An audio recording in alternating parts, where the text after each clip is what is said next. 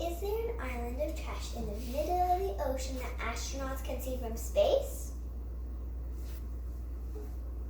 No.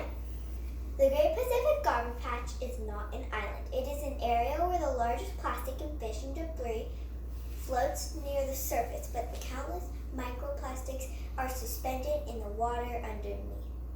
The Great Pacific Garbage Patch, GPGP, was discovered in 1997 by marine researcher Charles Moore. The area is in the North Pacific Ocean between California and Hawaii. It is twice the size of Texas and growing. This has been problematic since 2000. I love going to the beach, and when I do, I see all this trash just floating in the water and laying on the beach underneath.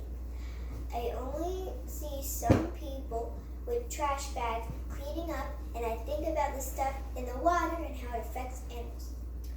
And a cargo ship lost 5 containers. Thousands of Nike shoes were dumped into the ocean. Events like this contributed to the creation of the GPGP. Some plastic materials can't be recycled and is dumped into landfills where it becomes contaminated. Often these materials find their way into the ocean.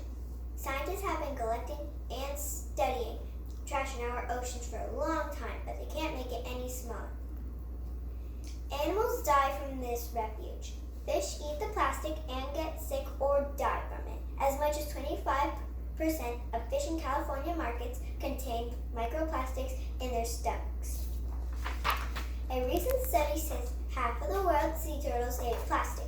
New studies say the beaches litter with plastic from head to toe, which is preventing sea turtles from laying their eggs. Sea turtles mistake floating plastic for food. They eat it and can choke, get stomach injuries, or think they're full from eating the plastic. Seabirds have also been affected by the garbage. The eating plastic causes their stomachs to feel full, decreasing their ingestion of healthy food, causing starvation. As much as 60% of seabirds have eaten plastic.